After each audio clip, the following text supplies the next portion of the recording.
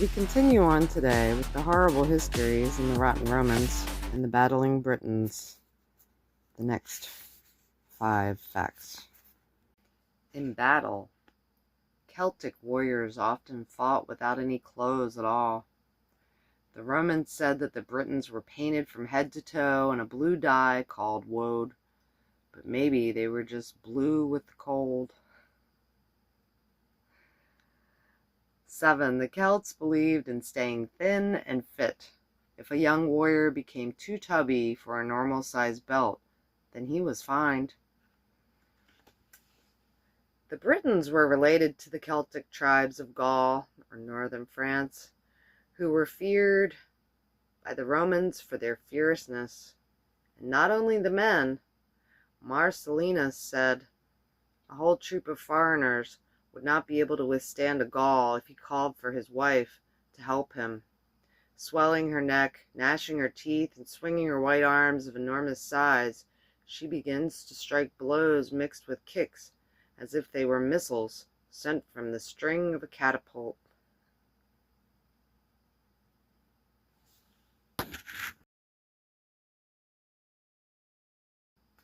The Celtic men were proud of their hair. They bleached it by washing it in lime. The roots of the hair would be dark, and the rest a bleach blonde. The lime also made the hair stand on end. They went into battle with their hair in a crest of spikes. One writer said the spikes were so stiff and strong that you could have stuck an apple on the end of each point.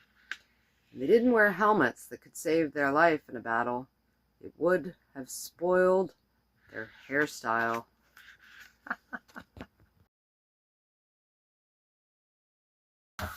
Last but not least, brave British women must have looked as fearsome as their blue warrior men.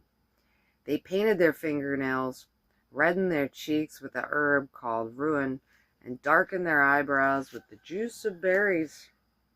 But the boldest of British women, maybe the bravest ever, was Queen Boudica. That was what the Britons called her. Later generations changed her name to Boadicea. Some people say this change was made because Boadicea sounded nicer. Another story is that a medieval monk made a spelling mistake when he was copying an old history, and his mistake was copied by later historians.